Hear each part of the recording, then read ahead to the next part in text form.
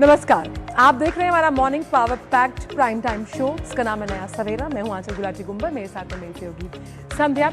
और हर सुबह हम आपके साथ कुछ ऐसी खबरों को साझा करते हैं जो देश विदेश और साथ ही साथ खेल जगत के साथ साथ आर्थिक जगत से जुड़ी हुई है। निश्चित तौर पर, और उसके साथ साथ हम आपको लिए चलते हैं अखबारों की दुनिया में भी, ताकि आप रहें अखबारों से भी अपडेट। और हमारे खास सेगमेंट प्रेस रिपोर्ट्स के जरिए आपको बताते हैं कि कौन कौन सी खबरें प्रकाशित है।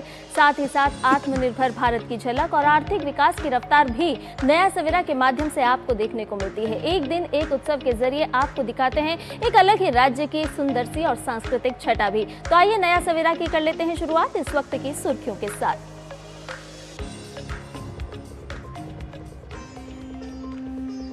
संसद से पारित हुआ एंटी पेपर लीक बिल अब बना कानून। राष्ट्रपति द्रौपदी मुर्मू ने कानून को दी मंजूरी। नए कानून में कड़ी सजा और भारी जुर्माने का प्रावधान।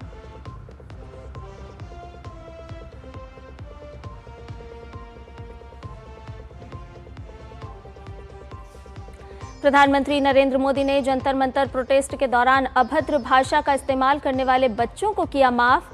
कहा, गुमराह बच्चों को सही राह दिखाना हमारा काम।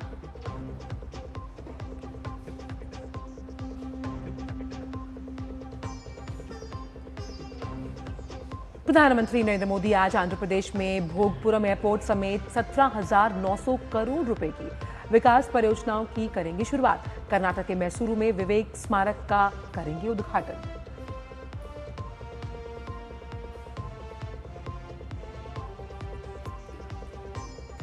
भारतीय नाविकों की सुरक्षा पर विदेश मंत्री डॉक्टर एस जयशंकर ने ईरान के विदेश मंत्री अब्बास अराक्ची से की बात।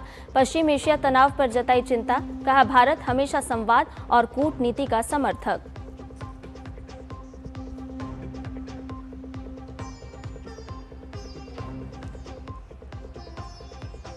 स्पेन के स्यूटा से मोरक्को के हजारों प्रवासियों की वतन वापसी। स्पेन पहुंचने के प्रयास में अब तक 57 लोगों की मौत। इटली ने शेंगेन सीमा समझौते को किया निलंबित।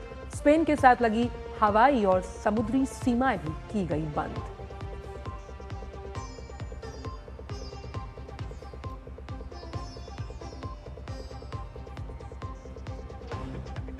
और ग्लासगो राष्ट्रमंडल खेल में भारतीय एथलीटों का शानदार प्रदर्शन जारी। जावलिन थ्रो में नीरज ने रजत तो यशवीर ने जीता कांस्य।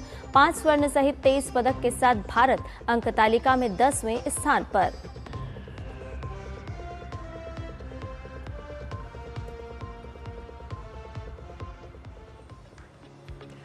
और आइए जान लेते हैं इन सभी खबरों को विस्तार के साथ। राष्ट्रपति द्रौपदी मुर्मू ने प्रतियोगी परीक्षाओं में धोखाधड़ी रोकने के लिए लोक परीक्षा अनुचित साधनों की रोकथाम संशोधन अधिनियम 2026 को मंजूरी दे दी। ये नया कानून पेपर लीक, नकल और जो अन्य गड़बड़ियां हैं उन पर रोक लगाएगा। राष्ट्रपति की सहमति मिलते ही यह नया संशोधन विधेयक अब देश भर में कानून के रूप में लागू हो चुका है। इस नए कानून का मकसद सार्वजनिक परीक्षाओं में होने वाले पेपर लीक, नकल और धांधली पर रोक लगाना है। हाल ही में संसद के दोनों सदनों से पास होने के बाद इसे अंतिम स्वीकृति के लिए राष्ट्रपति के पास भेजा गया था। राष्ट्रपति की मुहर लगते ही इस कानून ने पूर्व में लागू लोक परीक्षा अनुचित साधनों की रोकथाम अधिनियम में कई बड़े संशोधन कर दिए हैं। नए संशोधन अधिनियम के तहत प्रतियोगी परीक्षाओं में गड़बड़ी करने वाले गिरोहों, कोचिंग संस्थानों और सेवा प्रदाताओं पर नकेल कसी जाएगी। गलत साधनों का इस्तेमाल करने वाले समूहों के लिए कड़ी सजा और भारी जुर्माने लागू किए गए हैं। कानून के दायरे में संघ लोक सेवा आयोग यानी कि यूपीएससी, कर्मचारी चयन आयोग, रेलवे भर्ती बोर्ड, राष्ट्रीय परीक्षा एजेंसी और केंद्र सरकार के दूसरे मंत्रालयों और विभागों की सभी परीक्षाएं शामिल हैं। और वहीं नए कानून की अगर बात करें तो दोषियों को 10 साल तक के जो सजा का प्रावधान है वो इसमें है। अब इसमें जुर्माने की राशि को बढ़ाया गया है। 10 करोड़ रुपए तक का जुर्माना है। साथ ही साथ अगर आपकी संलिप्तता इसमें पाई जाती है तो आपकी संपत्ति को जब्त भी किया जा सकता है। मामले के शीघ्र निपटान के लिए राज्य सरकार और केंद्र शासित प्रदेश प्रशासन के साथ साथ विशेष त्वरित अदालतें स्थापित करेंगे, यानी कि फास्ट ट्रैक कोर्ट्स के गठन की भी बात है। नए कानून के तहत परीक्षाओं में किसी भी तरह की जो तकनीकी सेंधमारी या मिली भगत है उसे रोकने के लिए 5 एजेंसियों को ज्यादा अधिकार दिए गए, क्योंकि हमने देखा कि जो पेपर लीक हुआ उसमें तकनीकी गड़बड़ी की वजह से जो पेपर माफिया थे वो इसे करने में कामयाब हुए थे। और इतना ही नहीं, पूरे मामले की छानबीन पुलिस थाने में सूचना दर्ज होने की तिथि से 2 महीने के अंदर पूरी करनी होगी। आरोप पत्र दाखिल होने के 3 महीने के अंदर सुनवाई को पूरा करना होगा, यानी कि समय सीमा को भी इस नए कानून के तहत तय किया गया है, सुनिश्चित किया गया है। और ये समय सीमा जो तय की गई है कहीं ना कहीं जो जस्टिस का डिलीवरेंस है वो टाइमली हो पाए उस लिहाज से इसे किया गया। बढ़ते आगे, जंतर मंतर पर प्रदर्शन के दौरान प्रधानमंत्री के खिलाफ कथित अभद्र भाषा के इस्तेमाल को लेकर जारी विवाद के बीच प्रधानमंत्री ने कल रात एक वीडियो संदेश जारी किया। इसमें प्रधानमंत्री ने कहा कि जंतर मंतर पर जो भी कुछ हुआ देश और दुनिया ने देखा। कुछ शरारती बच्चों ने भद्दी भद्दी गालियां दी, मुझे भी गालियां दी गई, मेरी स्वर्गीय माता के लिए भी अपशब्द कहे गए। पीएम ने कहा कि ये समय उन्हें सजा देने का नहीं बल्कि गले लगाकर सही राह दिखाने का है। ये गुमराह बच्चे हैं और इन्हें राह दिखाना हमारा काम है। आइए सुनते हैं प्रधानमंत्री ने अपने इस वीडियो संदेश में और क्या कुछ कहा है। आज तो मन करता है बस आपसे ही बातें करूं।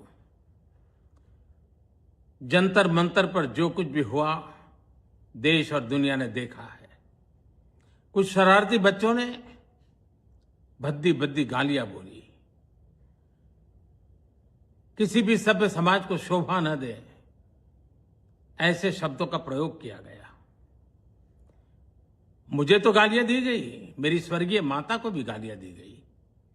न जाने कितना भद्दा स्वरूप था।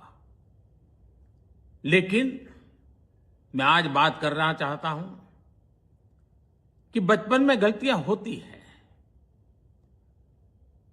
और बचपन में गलतियों से सुधरने का अवसर भी होता है और यही तो बचपना है। और इसलिए मैं समाज के अंदर जो आक्रोश है उसको भली भांति समझ सकता हूं। एक कल्चरल शॉक है कि हमारी बेटियां इस प्रकार की भाषा कैसे बोल सकती हैं। लेकिन समय है इन बच्चों को गले लगा करके राह दिखाने का। ये गुमराह बच्चे हैं, उनको राह दिखाना हमारा काम है। उनको सजा देना, अदालतों के चक्कर कटवाना, समाज में उनको प्रताड़ित करना, इससे हम परिस्थितियां नहीं बदल पाएंगे। मैं उन्हें माफ करना चाहता हूं। समाज भी मेरी इस बात को स्वीकार करे, क्योंकि मेरे मन में एक ही भाव है।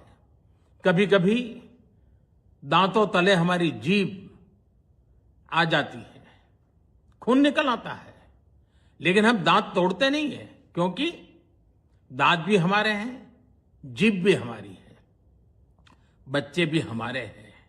उन्हें राह दिखाना हमारा काम है। गुमराह को राह दिखाना कठिन होता है, लेकिन कठिन काम हमको करना है। और इसलिए आओ, मैं इन बच्चों को कहता हूं, बच्चों आओ, हम देश के लिए साथ मिलकर के आगे बढ़े, कुछ नया सीखें, गलतियों से भी सीखें, अपने सपनों को लेकर के चल पड़े। देश बहुत आगे बढ़ रहा है, आगे बढ़ने वाला है, और आपका भी आगे बढ़ना निश्चित हो, यही मेरा सपना है। मैं आपके लिए जीता हूं, आपके उज्जवल भविष्य के लिए खपता हूं।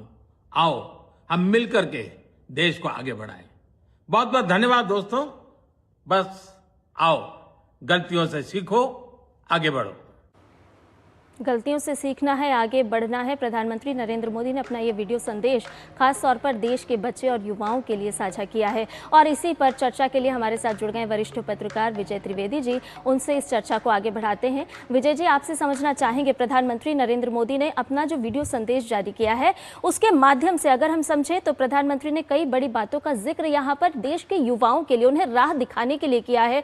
यानी कि गागर में सागर भरने समान प्रधानमंत्री का ये वीडियो संदेश लगता है। संध्या जी, गागर में सागर तो प्रधानमंत्री भरते ही है, लेकिन महत्वपूर्ण यह है कि देश के सर्वोच्च पद पर बैठने वाला व्यक्ति जो बच्चे हैं, हमारी जनरेशन है, उसके साथ कनेक्ट करने की लगातार कोशिश कर रहे हैं। इस पूरे आंदोलन के दौरान भी देखे जंतर मंतर पर, जब आमतौर पर सरकारें जो है ना बड़े अहंकार के साथ रहती है, लेकिन प्रधानमंत्री रात को 12 बजे बच्चों के साथ बात करते हैं।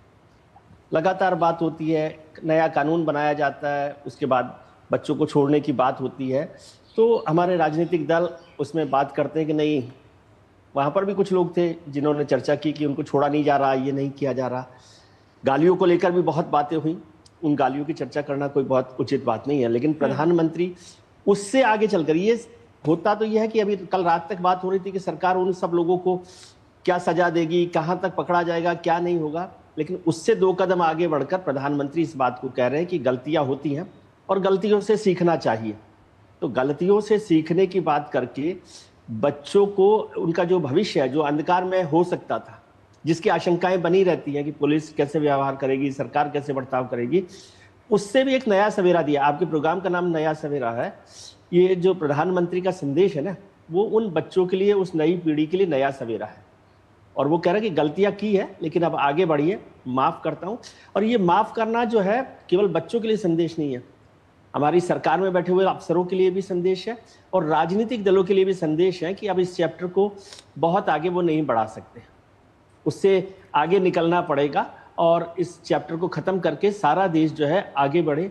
मुझे नहीं लगता कि किसी प्रधानमंत्री से ऐसा कोई संदेश आपने सुना हो कि प्रधानमंत्री जिन चीजों पर बहुत सारी आशंकाएं हो रही थी, कल तक बहुत आशंकाएं थी, बहुत सारे लोगों ने कहा, हालांकि सरकार ने, अमित शाह जी ने भी साफ कर दिया था कि जो आंदोलनकारी बच्चे हैं उनके खिलाफ कार्रवाई नहीं होगी, फिर भी कल भी बहुत राजनीति हुई।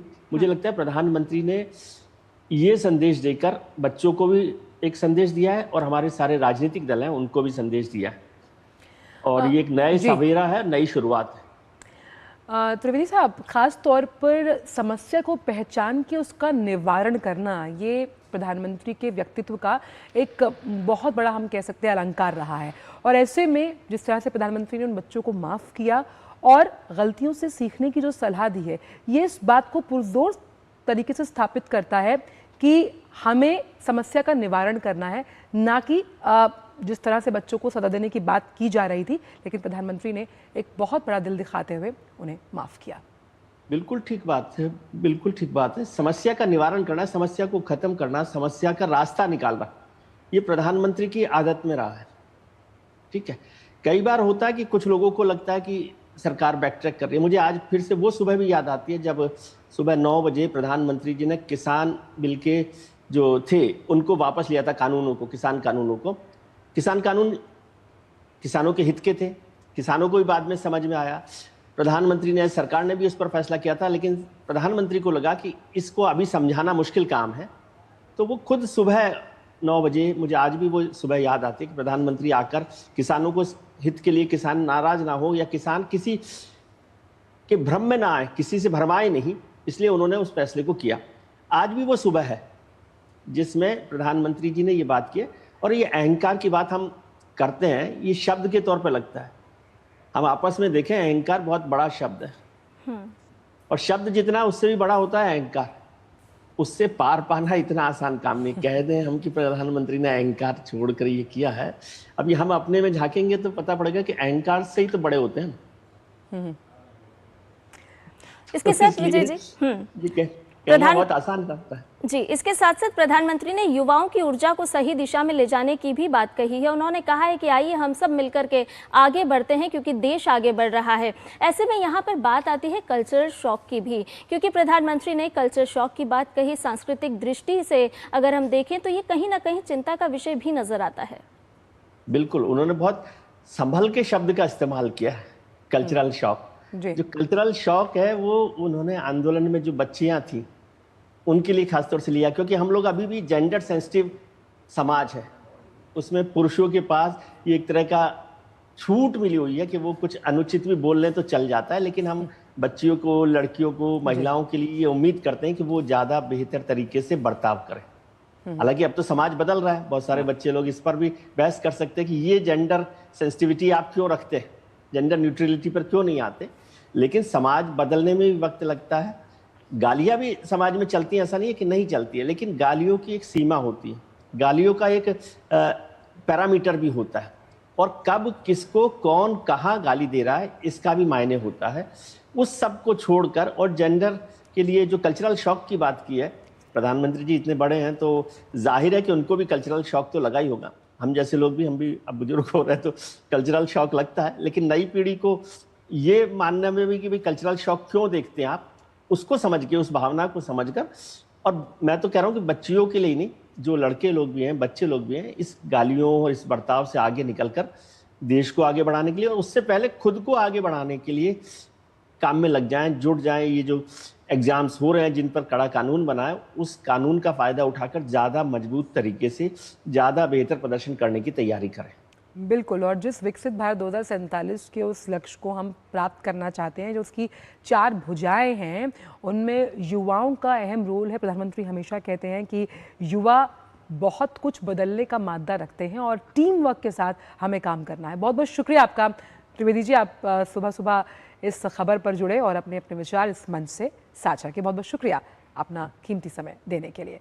तो कोशिश यही है कि जो युवा हैं और जिन्हें हम जेन ज़ी कहते हैं, प्रधानमंत्री ने साफ तौर पर कहा कि अपनी गलतियों से सीखने वाला ही आगे बढ़ता है और आगे बढ़कर एक उज्जवल भविष्य का निर्माण करता है। निश्चित तौर पर आंचल, तो प्रधानमंत्री नरेंद्र मोदी का ये वीडियो संदेश कई मायनों में बेहद खास है और युवाओं को राह दिखाने वाला भी है। नया सवेरा में फिलहाल रुकने एक छोटे से ब्रेक के लिए जल्द हाजिर होंगे। सस्ते वाले दाल मसाले स्वाद हुआ बेकार, MDH की हल्दी मिर्ची धनिया करे कमाल, ये रंग दे, ये खुशबू दे, ये तीखा, ये कम पड़े, क्या निराला MDH मसाला।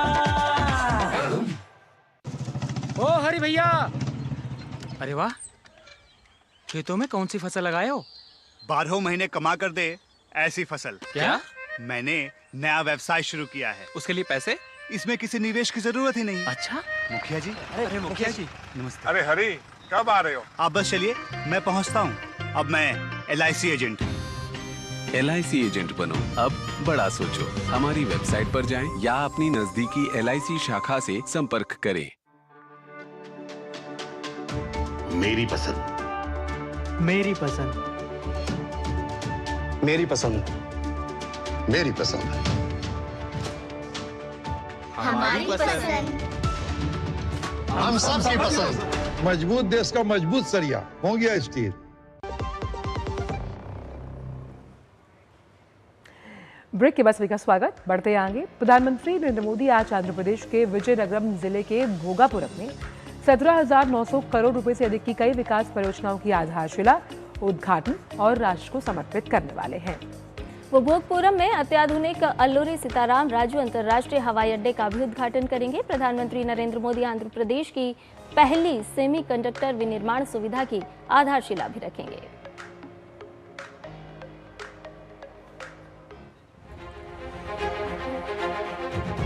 प्रधानमंत्री नरेंद्र मोदी आंध्र प्रदेश के दौरे पर राज्य को विकास की कई सौगातें देने जा रहे हैं।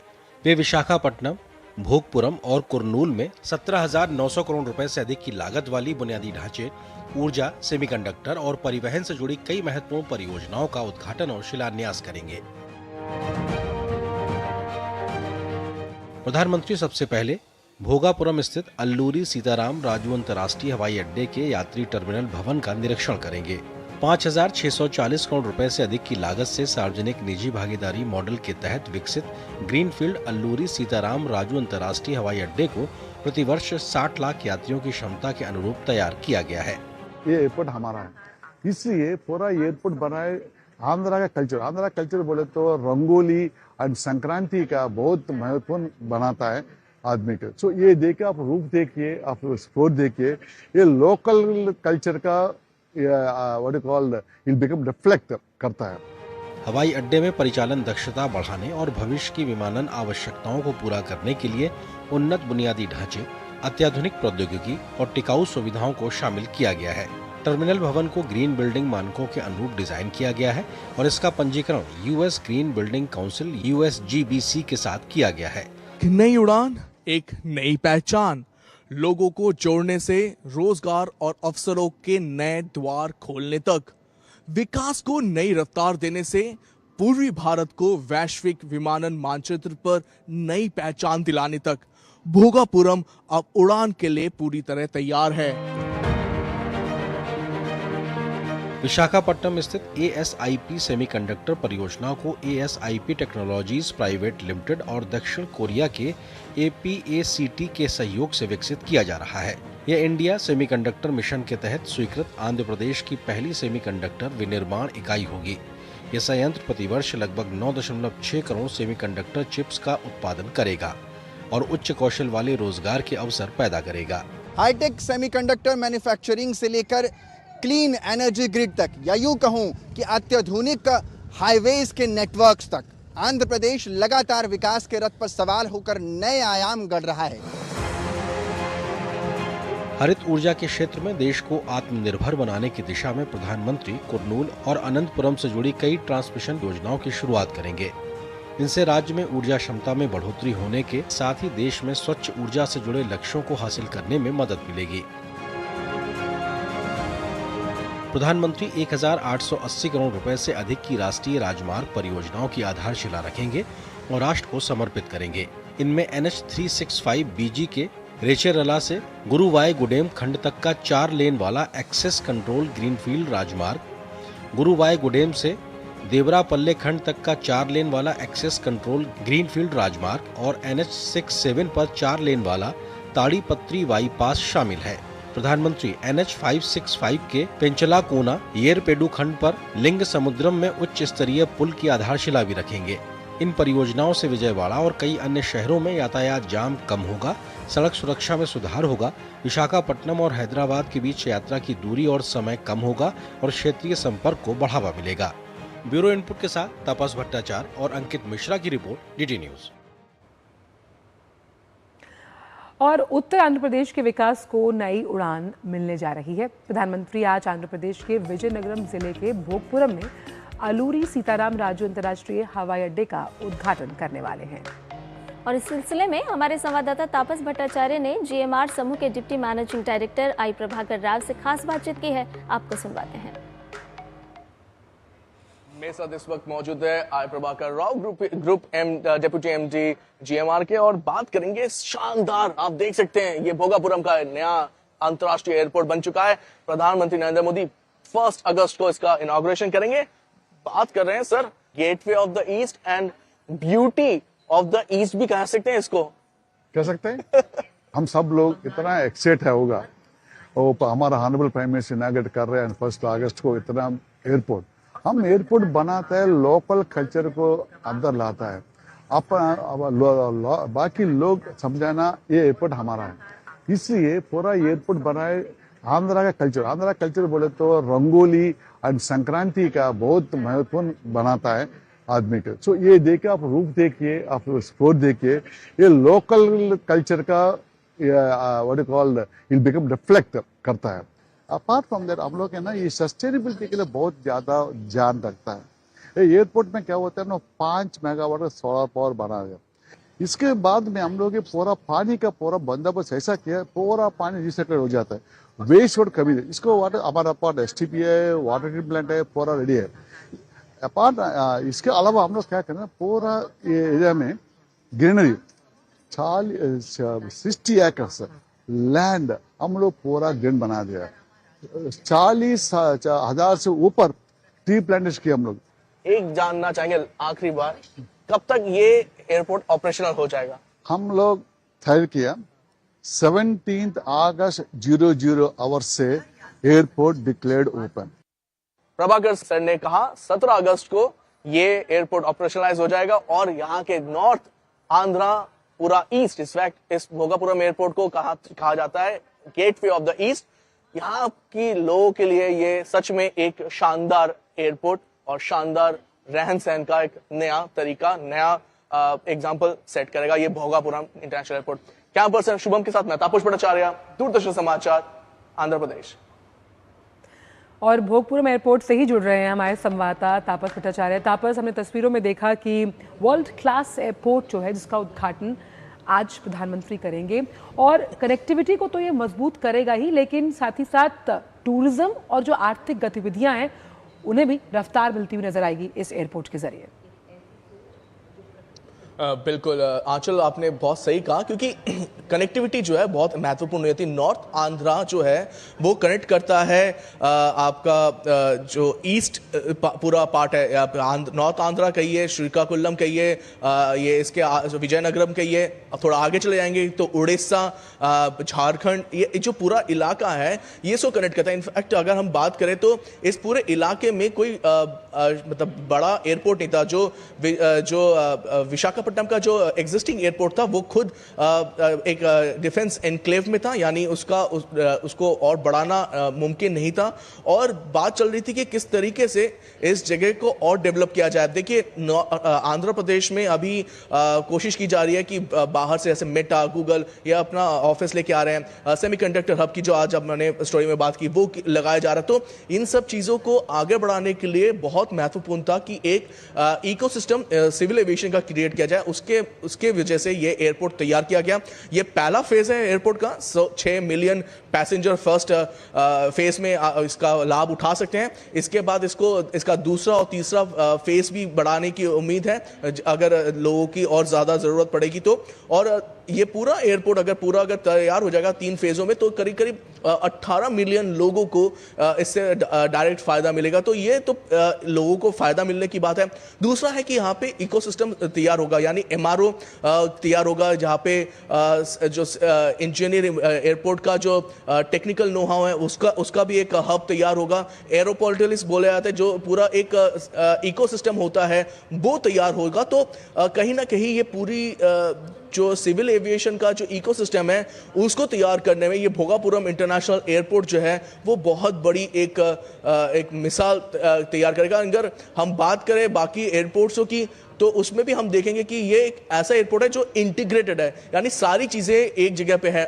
उसके अलावा यहाँ पे सस्टेनेबिलिटी का बहुत ध्यान रखा जा रहा है कि कैसे सोलर एनर्जी का इस्तेमाल किया जाए, जो पानी है उस पानी को कैसे रिसाइकल वाटर को इस्तेमाल किया जाए। तो ये एक बहुत बड़ी एक पहल है। पूरा नॉर्थ आंध्रा, ये जो पूरा बेल्ट है मैं कहूँ उसका उद्धार करने के लिए, उसको आगे लेके जाने के लिए, डेवलपमेंट प्रोजेक्ट्स को लेके जाने के लिए ये बहुत बड़ा प्रोजेक्ट है। और इसके साथ साथ तापस हम देखें कि प्रधानमंत्री नरेंद्र मोदी का ये आंध्र प्रदेश का जो दौरा है वो ऊर्जा के लिहाज से अगर हम देखें, बुनियादी ढांचे के लिहाज से देखें या फिर सेमीकंडक्टर विनिर्माण के क्षेत्र में आज प्रधानमंत्री नरेंद्र मोदी आधारशिला रखने वाले हैं, तो बहुत ही महत्वपूर्ण और खास हो जाता है ये दौरा। बिल्कुल आपने सही कहा कि आप समझिए करीब 18,000 करोड़ का यहाँ पे प्रोजेक्ट का यहाँ पे लोकार्पण करेंगे प्रधानमंत्री नरेंद्र मोदी। और यहाँ पे आप देखिए प्रोजेक्ट्स कैसे हैं जो पावर ग्रिड को जोड़ते हैं, और पावर ग्रिड भी सिर्फ ऐसे नहीं, जो रिन्यूएबल एनर्जी पे खासा तवज्जो दे रहे हैं, विंड एनर्जी, सोलर एनर्जी, इन पे तवज्जो दी जा रही है, क्योंकि प्रधानमंत्री ने कमिटमेंट दिया है पूरे विश्व को, भारत से, कि 2070 तक हम नेट जीरो सस्टेनेबल बन जाएंगे। यानी हम लोग सबसे ज्यादा हमारी जो ऊर्जा कैपेसिटी होगी वो हम लोग मीट करेंगे रिन्यूएबल एनर्जी से। तो जब रिन्यूएबल एनर्जी की बात होती है तो इसको आप आगे कैसे लेके जाएंगे। अभी जैसे अभी हमने देखा जो स्ट्रेट ऑफ हॉर्मुज में भी दिक्कत हुई, वो इसका रीजन ये था कि हमारी जो अभी भी जो एनर्जी की डिमांड है वो ज्यादातर नॉन रिन्यूएबल एनर्जी से नहीं आती, नॉन रिन्यूएबल एनर्जी से आती है, जैसे पेट्रोल हो गया या क्रूड ऑयल हो गया, इन सब चीजों से आती है। तो कैसे उस चीज से आगे बढ़ा जाए, कैसे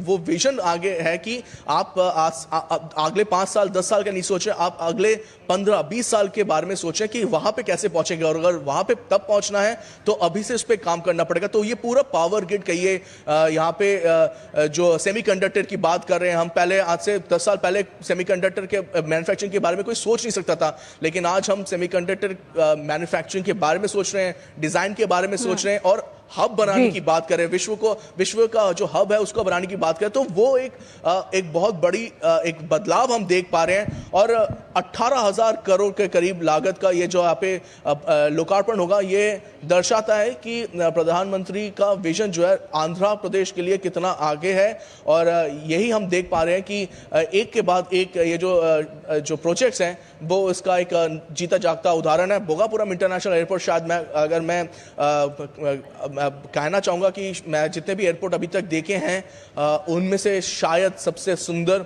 और भव्य, बड़ा शायद नहीं होगा, सबसे बड़ा नहीं होगा, सबसे अलग नहीं है, लेकिन सुंदरता में और अगर मैं कहूँ कि भव्यता में किसी से कम नहीं है विश्व में भी।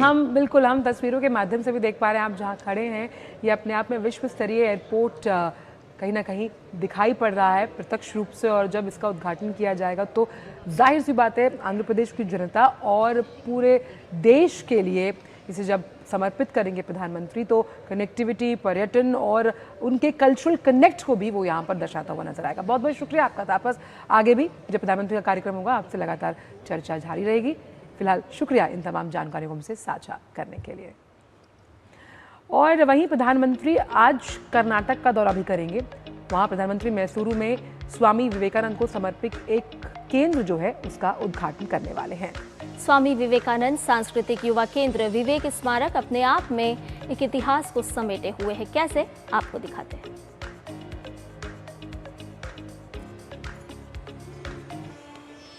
प्रधानमंत्री नरेंद्र मोदी कर्नाटक के मैसूरू में एक ऐसे केंद्र का उद्घाटन करेंगे जो स्वामी विवेकानंद के विचारों, राष्ट्र निर्माण के उनके संदेश और युवाओं के व्यक्तित्व विकास को समर्पित है। स्वामी विवेकानंद सांस्कृतिक युवा केंद्र विवेक स्मारक में स्वामी विवेकानंद की मैसूरू यात्रा और उनके ऐतिहासिक योगदान की यादों को संजोया गया है। स्वामी विवेकानंद ने नवंबर 1892 में भारत भ्रमण के दौरान यहाँ की यात्रा की थी। इस दौरान उन्होंने विद्वानों और श्रद्धालुओं से संवाद किया, कई विषयों पर अपने विचार रखे और वहाँ के तत्कालीन महाराजा श्री चाम राजेंद्र वाडियार का समर्थन प्राप्त किया।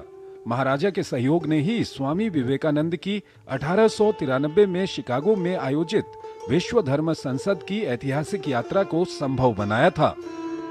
इस समय मैं जिस मठ में खड़ा हूँ, इस रामकृष्ण मठ की शुरुआत 1925 में हुई थी। प्रधानमंत्री नरेंद्र मोदी जब मैसूर दौरे पे आएंगे तो इस मठ में भी आएंगे और इसी विचार के साथ दुनिया को एक संदेश देने की कोशिश करेंगे, खासकर आधुनिक भारत के युवाओं को, कि किस तरीके से वो अपना विकास कर सकते हैं। राष्ट्र निर्माण के साथ चरित्र निर्माण किस तरीके से स्वामी विवेकानंद के विचारों से किया जा सकता है। मैसूरू के ऐतिहासिक निरंजन मठ में स्थापित ये विवेक स्मारक 81,000 वर्ग फीट से अधिक क्षेत्र में फैला हुआ है।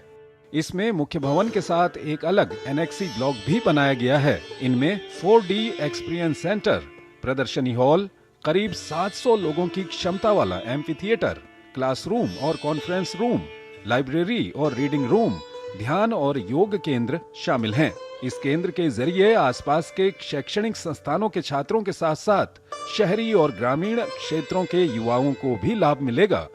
व्याख्यान, कार्यशालाएं, शॉर्ट टर्म कोर्स और क्षमता निर्माण कार्यक्रमों के माध्यम से स्वामी विवेकानंद के विचारों को नई पीढ़ी तक पहुंचाया जाएगा।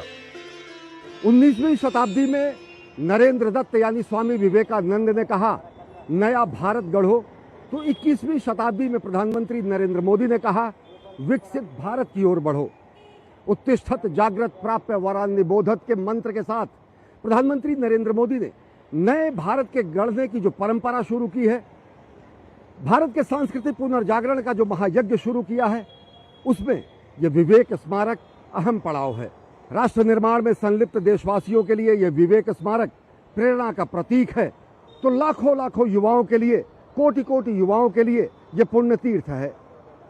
कैमरा पर्सन मुकेश और अपने सहयोगी निशांत राय के साथ अश्विनी कुमार मिश्र, डीडी न्यूज, विवेक स्मारक, मैसूरू। मैसूरू से ही जुड़ गए हैं हमारे संवाददाता अश्विनी मिश्र। आइए उन्हीं का रुख करते हैं। अश्विनी, प्रधानमंत्री नरेंद्र मोदी आज जिस विवेक स्मारक का उद्घाटन करने वाले हैं, अगर ऐसे देखें तो युवाओं के लिए स्वामी विवेकानंद को जानना, उन्हें समझना, उन्हें पढ़ना बहुत ही महत्वपूर्ण हो जाता है। उसके साथ साथ युवाओं के आत्मविश्वास को और साथ ही साथ उनके सर्वांगीण विकास के लिए भी एक केंद्र बहुत सहायक भूमिका निभाता हुआ नजर आएगा। निश्चित तौर से अगर देखें तो आज का दिन स्वामी विवेकानंद को एक कार्यांजलि देने के लिए, श्रद्धांजलि देने के लिए, नए भारत के गढ़ने के उनके आह्वान को एक नया स्थान देने के लिए और आज इसी विवेक स्मारक का जब प्रधानमंत्री नरेंद्र मोदी उद्घाटन करेंगे तो युवाओं के लिए समर्पित होगा। ऐसे युवा जो चरित्र निर्माण, राष्ट्र निर्माण और समाज निर्माण के साथ साथ अपने व्यक्तित्व निर्माण को यहाँ पर संपादित कर सके। मैं ये पूरा का पूरा क्षेत्र दिखाऊंगा आपको कि कैसे ये विवेक स्मारक आज लोकार्पण करेंगे प्रधानमंत्री नरेंद्र मोदी राष्ट्र के लिए, राष्ट्र के युवाओं के लिए। ये कल्चरल यूथ सेंटर है जहाँ पर 1892 में स्वामी विवेकानंद जी जब मैसूरू आए थे तो मैसूरू में प्रवास के दौरान यहाँ पर अनाथालय होता था। उसी ऑर्फनेज में, उसी अनाथालय में विवेकानंद जी ने प्रवास किया था। वो इसी परिसर के अंदर है जहाँ पर प्रधानमंत्री नरेंद्र मोदी जाएंगे और वहाँ पर श्रद्धासुमन भी अर्पित करेंगे।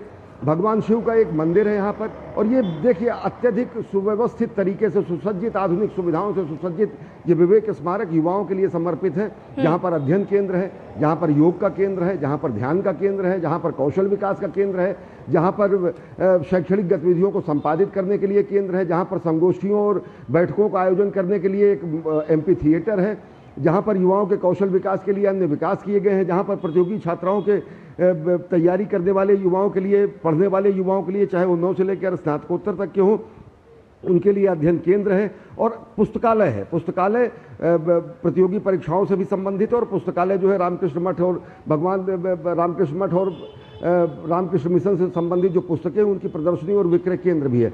निश्चित तौर से प्रधानमंत्री नरेंद्र मोदी आज युवाओं के लिए और राष्ट्र के लिए ये विवेक स्मारक लोकार्पण इसका करेंगे, तो ये उस भारत का प्रतीक होगा जो सबल है, उस भारत का प्रतीक होगा जो कौशल जिसमें है, उस युवाओं का प्रतीक है जिनमें चरित्र निर्माण के साथ साथ नैतिक, आध्यात्मिक और आधुनिक जो मूल्य है वो समाहित है, और ये उसी का कहीं ना कहीं प्रतीक है। जी अश्विनी, विवेकानंद कहा करते थे कि हम अपने भाग्य का निर्माण खुद करते हैं, और जिस तरह से प्रधानमंत्री ने अभी जो वीडियो संदेश जारी किया कल रात, साफ तौर पर उसमें युवाओं को इस निर्माणकर्ता के तौर पर वो देखते हैं।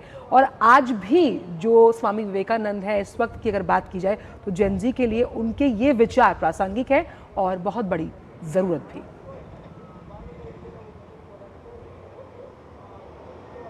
देखिए, हर पीढ़ी के लिए जेन ज़ी को तो विशेष तौर से ये समझना चाहिए कि हमारे सांस्कृतिक मूल्य क्या हैं, हमारे आध्यात्मिक मूल्य क्या हैं, और आध्यात्मिकता और आधुनिकता का जो सम्मिलन का जो केंद्र बिंदु है वो विवेकानंद के स्वरूप में है।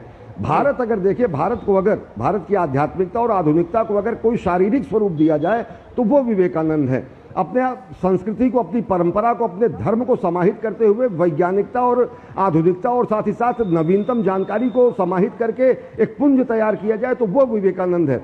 विवेकानंद जी ने कहा था कि नास्तिक वह नहीं है जो ईश्वर में विश्वास नहीं करता है, नास्तिक वो है जो खुद में विश्वास नहीं करता है। उन्होंने ये कहा कि ऐसे युवा जो सबल हैं, ऐसे युवा जो कौशल संपन्न हैं, ऐसे युवा जो शिक्षित हैं, ऐसे युवा जो प्रशिक्षित हैं, वो ज़्यादा ईश्वर के करीब हैं बजाय उनके जो अशिक्षित हैं। उन्होंने स्पष्ट तरीके से कहा कि फुटबॉल खेलने वाला एक ऐसा युवा जो है वो गीता के श्लोकों को ज़्यादा तरीके से समझ सकता है, कर्मण्येवाधिकारस्ते मा फलेषु कदाचन, या स्थित प्रज्ञ की अवस्था को ज़्यादा नज़दीक से समझ सकता है, या वो कर्मशील होकर ज़्यादा से ज़्यादा आध्यात्मिक मूल्यों को समझ सकता है उनके कंपैरिजन में, उनके तुलना में जो अकर्मण्य है। उन्होंने जो वाक्य दिया था, उत्तिष्ठत जागृत प्राप्य वरान्य बोधत, उन्होंने जो वेदांत का सार दिया था जिससे अमेरिका समेत पूरा पाश्चात्य जगत जो है मंत्रमुग्ध हो गया था, और भारत की मनीषा को, भारत की बुद्धि को, भारत के विवेक को, भारत की आध्यात्मिकता को उन्होंने जिस तरीके से सार्वभौमीकरण किया था और जिस तरीके से बताया था कि भारत ही एकमात्र अकेला ऐसा राष्ट्र है और सनातन ही ऐसी संस्कृति है जो सार्वभौम तरीके से सभी मूल्यों को समाहित करते हुए बगैर किसी द्वंद्व के, बगैर किसी प्रतिद्वंद के, बगैर किसी विरोध के, बगैर किसी संघर्ष के सार्वभौम मूल्यों का सहअस्तित्व का प्रमाण है भारत। तो दुनिया देखेगी कि किस तरीके से महामनीषी स्वामी विवेकानंद जी ने भारत को व्याख्यायित किया था, और युवा उनसे प्रेरणा लेते रहे हैं, लेते रहेंगे और ले भी रहे हैं। जी बिल्कुल, बहुत बहुत शुक्रिया अश्विनी इन तमाम जानकारी को हमसे साझा करने के लिए, और आगे भी जब प्रधानमंत्री का कार्यक्रम होगा आपसे हम लगातार जानकारियाँ लेते रहेंगे। और अश्विनी जिस बहुत ही खूबसूरत अंदाज से हमें समझाया कि जो स्वामी विवेकानंद हैं उनके विचारों को आत्मसात करने के साथ साथ कैसे जब भारत के निर्माण की हम बात करते हैं, उस मजबूत दूरी की बात करते हैं, तो विवेकानंद के विचार जो हैं ये अपने आप में इतने सशक्त, इतने सबल हैं, और ख़ास तौर पर युवाओं के लिए एक बहुत प्रतीकात्मक और प्रगति सूचक संदेश देते हुए नजर आते हैं। निश्चित तौर पर। और नया सवेरा में फिलहाल रुकने एक छोटे से ब्रेक के लिए जल्द हाजिर होंगे। हींग देना, वो वाली MDH की सुपर हीट। जिन्होंने यूज किया है वो जानते हैं असली हींग का स्वाद।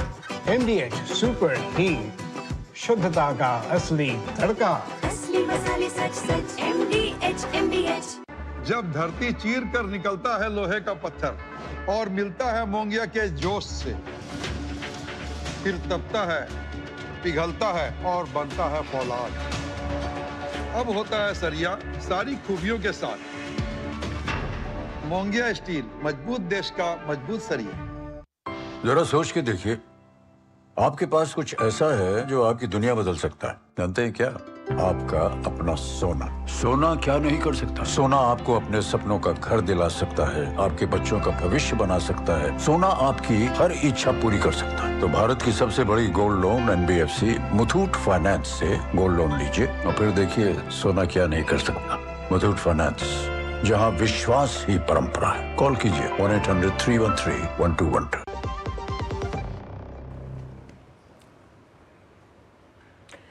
ब्रेक के बाद स्पीकर स्वागत। और अब नया सवेरा में खबरों के कारवां को बढ़ाते हैं आगे।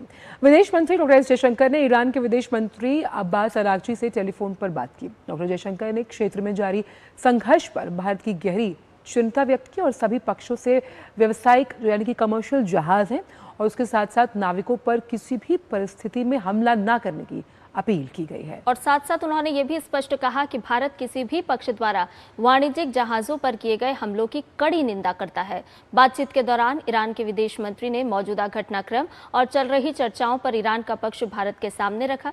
डॉक्टर एस जयशंकर ने दोहराया कि भारत हमेशा संवाद और कूटनीति के माध्यम से विवादों के शांतिपूर्ण समाधान का समर्थन करता है।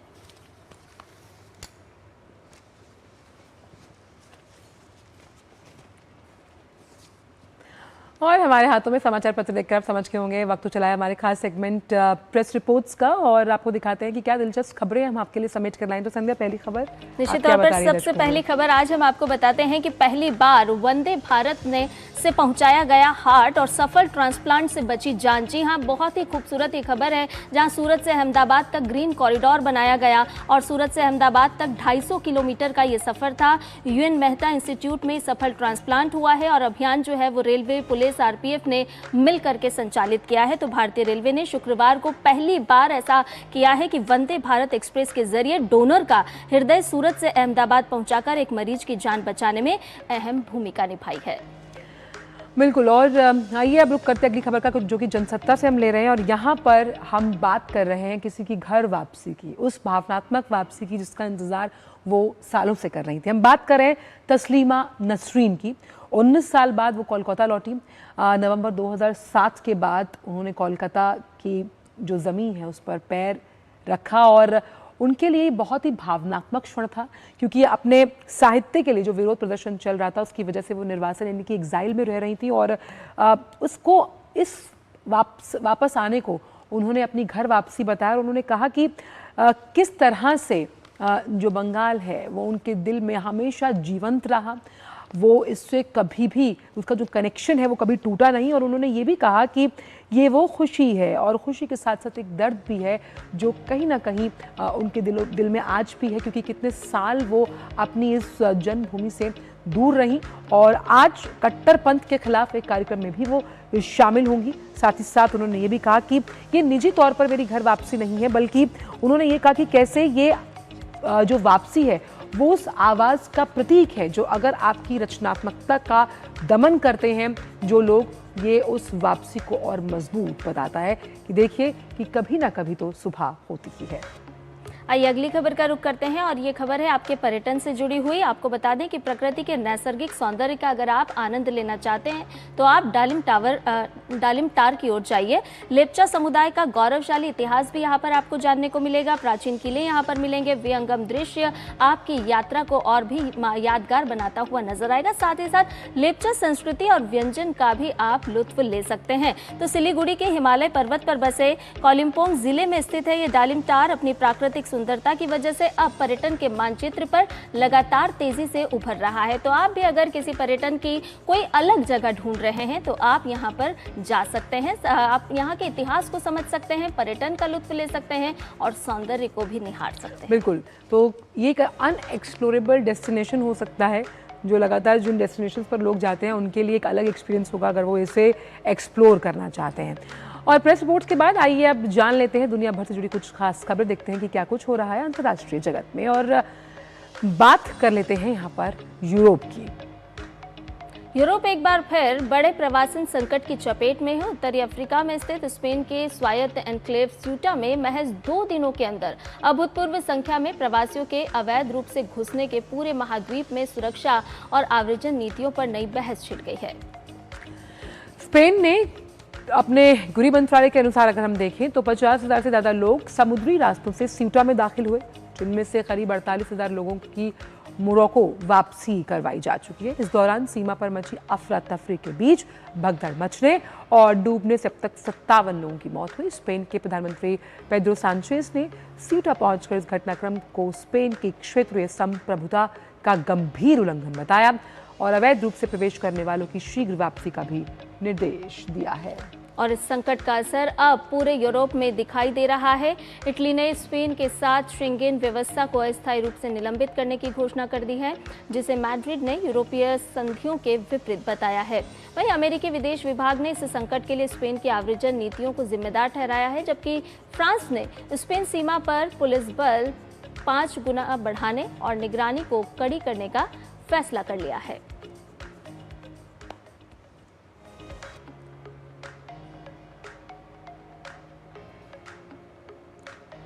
बात गाजा की, जहां शांति बहाली की कोशिशों के बीच अमेरिकी राष्ट्रपति ट्रंप के शांति रोड मैप को लेकर नई उम्मीदें जगी हैं।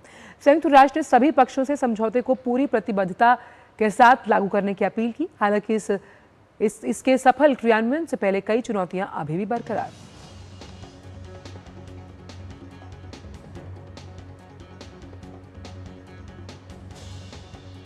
इटली में भूकंप के तेज झटकों से दक्षिणी इलाकों में दहशत का माहौल बन गया। नेपल्स के पास कैंपी फ्लैग्रेई इलाके में शुक्रवार शाम 4.7 तीव्रता का भूकंप दर्ज किया गया। इस भूकंप का केंद्र जमीन से करीब 3 किलोमीटर की गहराई में था।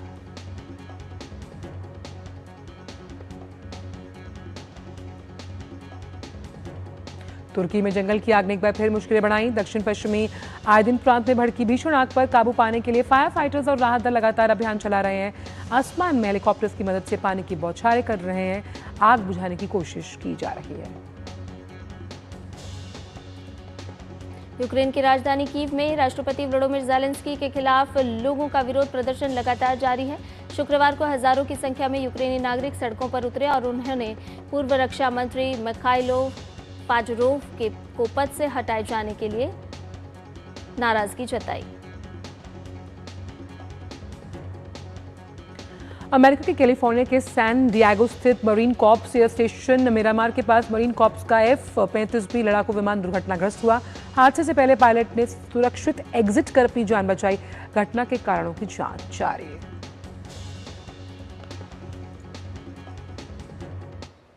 आइए आगे बढ़ते हैं, खबरें देखते हैं खेल जगत से स्पोर्ट्स ट्रैक में।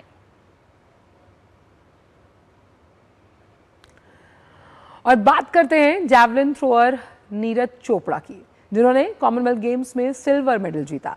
उन्होंने 85.83 मीटर का थ्रो किया। भारत के ही यशवीर सिंह ने 85.41 मीटर का पर्सनल बेस्ट प्रदर्शन करते हुए ब्रॉन्ज अपने नाम किया। श्रीलंका के रुमेश पथिराज ने 89.75 मीटर थ्रो के साथ गोल्ड मेडल हासिल किया। भारत मेडल टैली में 10वें नंबर पर है। टीम ने 5 गोल्ड, 12 सिल्वर और 6 ब्रॉन्ज सहित 23 मेडल जीते हैं। और राष्ट्रमंडल खेलों में भारत के जो जादूमणि सिंह हैं, उनका जादू नजर आया। पुरुषों की 55 किलोग्राम मुक्केबाजी स्पर्धा के फाइनल में उन्होंने जगह बनाई। सेमीफाइनल में जादूमणि ने नामीबिया के फिलिप हाउसेप को 5-0 के एकमत फैसले से हराकर स्वर्ण पदक मुकाबले का टिकट पक्का कर लिया। और जीत के बाद अस्मिता डे से खास बातचीत की ग्लासगो में मौजूद हमारे संवाददाता नारायण सिंह ने। जादूमणि ने जगह बना ली है कॉमनवेल्थ गेम्स के बॉक्सिंग के फाइनल में। इस वक्त जादूमणि हमारे साथ हैं, उनसे हम बात करेंगे कि कैसे उनका बाउट रहा, किस तरह का उन्होंने पूरा गेम पैन आउट किया। जादू, बहुत बहुत बधाई। बहुत ही आपका टेक्निकली साउंड पूरा दिखा हमने इस मैच में। तो पूरे टूर्नामेंट में अभी तक जितना आपने मैचेस खेला, सबसे टफ फाइट कौन सा लगा आपको? टफ फाइट तो मेरा सारे फाइट था, बट मैंने पूरा 5-0 में जीता है अभी तक। तो हर कोई अपना पूरा एक कंट्री से अपना अच्छा मान के लेके आते हैं, तो सारे अच्छा बॉक्सर था। तो काफ़ी मैंने डोमिनेट किया है 5-0 से, तो मुझे अच्छा लगा सब। और ऐसा कोई बॉक्सर नहीं था कि इजी है। पहले 50 kg वर्ग में खेलते थे, आप वेट आपने चेंज किया, 55 में आए, तो कितना ट्रांजिशन मुश्किल रहा आपके लिए? और आपने साबित भी किया कि आपने इस वर्ग में भी जीत सकते हैं। काफ़ी मेरे लिए टफ तो था। जब 50 से सीधा 5 किलो बढ़ाता है तो एक हर प्लेयर के लिए मुश्किल हो जाती है। तो मेरे अंदर में बस ये था कि मैं 50 में कर रहा हूँ, तो बस मैं ओलंपिक खेलने के लिए हर कोई गेम खेलता है, तो मैं ओलंपिक के लिए मैंने सोच के बस मैं अपना मोटिवेशन को लेके मैं 55 में आया। तो मैं 55 में भी काफ़ी अभी अच्छा कर रहा हूँ, तो मैं ऐसे अच्छा करके इंडिया के लिए गोल्ड की पूरी हिम्मत करें फाइनल में। हाँ, 100% गोल्ड के लिए पूरी कोशिश रहेगी हमारा, और गोल्ड लेके जाएंगे। तो बिल्कुल जादूमणि पूरे कॉन्फिडेंट हैं कि जो फाइनल में वो गोल्ड के लिए जाएंगे और भारत को गोल्ड मेडल दिलाएंगे। और बड़ी कामयाबी है भारत की बॉक्सिंग की। यहाँ पर लगातार हमारे बॉक्सर हैं, कमाल कर रहे हैं, सेमीफाइनल में अपने बाउट जीत रहे हैं और फाइनल में जगह बना रहे हैं। और देखिएगा जब फाइनल मैचेस होंगे तो हमारी जो पदकों की संख्या काफ़ी बढ़ जाएगी और पदक तालिका में भारत आपको काफ़ी ऊपर नजर आएगा। कैमरा पर्सन स्टालिन प्रभु के साथ Narayan Singh, DD news, Glasgow. और राष्ट्रमंडल खेलों में भारत के अंकुश पंघाल ने पुरुषों के 80 किलोग्राम मुक्केबाजी स्पर्धा के फाइनल में जगह बनाई। जीत के बाद अंकुश पंघाल से खास बात की ग्लासगो में मौजूद हमारे संवाददाता नारायण सिंह ने। आइए सुनवाते हैं। और एक पदक हमारा और अंकुश भी फाइनल में पहुंच गए। इस बार अंकुश हमारे साथ है। अंकुश, बहुत ही शानदार फाइट रही, टेक्निकली आप सुपीरियर लग रहा तो पूरा खिलवाड़ कर रहे हैं ओपोनेंट के साथ अपने आप। नहीं, ये तो बस स्ट्रेटजी बनाई थी और वो काम आई। अभी फाइनल में जाएंगे, फिर उसकी स्ट्रेटजी बना के उतरेंगे और गोल्ड के साथ जाएंगे। तो पूरे कैंपेन के बारे में क्या कहना चाहेंगे? आपके अधिकतर फाइट पूरे डोमिनेंट तरीके से जीती, ये भी आपने पूरा डोमिनेट किया, तो क्या कहना चाहेंगे पूरे कैंपेन में? कितना स्टिफ कॉम्पिटिशन रहा? कंपटीशन तो बहुत अच्छा है, और लेकिन फिर मैंने इसके काफ़ी लंबे समय से इसकी तैयारी कर रहा था, तो उसका रिजल्ट मिल रहा है। तो फाइनल के लिए क्या स्ट्रेटजी कुछ कमियां हैं जिसको आप सोच रहे कि फाइनल से पहले मैं उसको वर्कआउट करूं? अभी तो बाउट देखेंगे, एनालाइज करेंगे कि कैसे खेलना है, उसके हिसाब से खेलेंगे। जी बिल्कुल, फाइनल के लिए तैयार है अंकुश। यहाँ पर फाइनल में उन्होंने जगह बना ली है और फिलहाल एक और हमारा कह सकते हैं कि स्वर्ण पदक हम पूरी तरह से उम्मीद कर सकते हैं अंकुश से जीतने की। और इस तरह से पदकों की संख्या लगातार बढ़ती जा रही है भारतीय टीम के लिए। और जैसे जैसे मुकाबले आगे बढ़ेंगे, 10 बॉक्सर हैं हमारे, 10 में से कम उम्मीद कर सकते हैं कि 3 या 4 गोल्ड मेडल पक्का हम जीतेंगे। कैमरा पर्सन स्टालिन प्रभु के साथ Narayan Singh, DD news, Glasgow. और कॉमनवेल्थ गेम्स से जुड़े और भी अपडेट ले लेते हैं हमारे संवाददाता नारायण से। नारायण, 9वें दिन की सफलता के बाद अगर हम 10वें दिन की बात करें तो किस तरह से देख रहे हैं इस 10वें दिन को, और क्या कुछ दांव पर लगता हुआ नजर आता है? कॉमनवेल्थ गेम्स में एक और शानदार दिन के बाद अब सभी की नज़रें 10वें दिन पर हैं। भारत के लिए यह दिन अहम रहने वाला है क्योंकि athletics, boxing, judo, lawn balls और ट्रैक साइकिलिंग में कई बड़े मुकाबले पदक की उम्मीदें हम कर सकते हैं। एथलेटिक्स में भारत के सामने कई मेडल इवेंट होंगे। पुरुषों के शॉटपुट F57 फाइनल में सोनम राणा और शुभम जयाल चुनौती पेश करेंगे। वहीं पुरुषों के ट्रिपल जंप फाइनल में प्रवीण चित्रवाल और सेल्वा प्रभु अपनी चुनौती पेश करेंगे। रमेश पुरुषों की 1500 मीटर T54 फाइनल में हिस्सा लेंगे, जबकि प्रियंका और रवीना महिलाओं की 10,000 मीटर रेस वॉक के फाइनल में भारत की चुनौती पेश करेंगे। देर रात पुरुषों के पोल वॉल्ट फाइनल में देव कुमार मीना और कुलदीप कुमार मैदान में उतरेंगे। इसके बाद गुलवीर सिंह सिल्वर जीतने के बाद 10,000 में 5,000 मीटर में जो रेस है उसमें दौड़ेंगे और वहीं पदक जीतने की कोशिश करेंगे। और 4x400 जो रिले है उसमें भी भारत के खिलाड़ी अपना हुनर दिखाएंगे। मुक्केबाजों पर भी आज नजरें रहेंगी, कैसे देखते हैं उनकी परफॉर्मेंस को? बॉक्सिंग में सबसे बड़ी उम्मीदें रहेंगी प्रीति पवार, जैस्मिन लंबोरिया, जादूमणि सिंह, साक्षी चौधरी, प्रिया अरुंधति, अंकुश और ओलंपिक मेडल विजेता लवलीना बोरगोहाई से, वो सब अपने फाइनल मुकाबले खेलेंगे। और बहुत बेहतरीन प्रदर्शन किया भारतीय बॉक्सर ने सेमीफाइनल में। एक कह सकते हैं कि one of the best performance था हमारे बॉक्सर का। और जूडो में उन्नति शर्मा, करणजीत और हर्ष अपनी चुनौती पेश करेंगे। 9वां दिन बेहद गोल्डन रहा भारत के लिए, 2 स्वर्ण और 1 रजत जीता। इन सभी की कोशिश होगी कि भारत की जो पदक तालिका है, अंक तालिका में, उसको और बेहतर करें। वहीं लॉन बॉल्स में नवनीत और दिनेश कुमार की जोड़ी पुरुष युगल जो मेंस पेयर है उसमें उतरेंगे, जबकि नयन मोनी सेकिया जो है महिलाओं के सिंगल्स में चुनौती पेश करेंगी। बहुत बहुत शुक्रिया नारायण तमाम जानकारी को साझा करने के लिए। और नया सवेरा में वक्त हो चला है मौसम का मिजाज जानने का।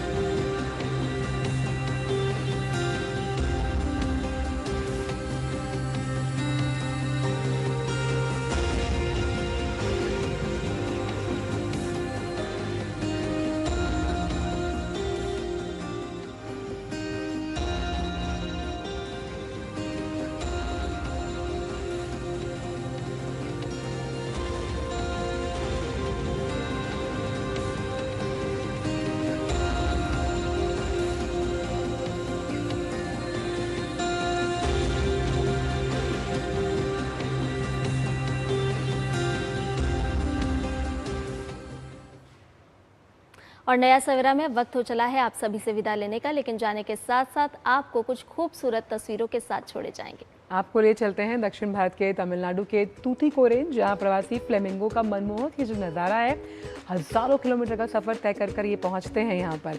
आप लीजिए चाय की चुस्कियों के साथ इन तस्वीरों का लुत्फ। हमें दीजिए अनुमति। नमस्कार।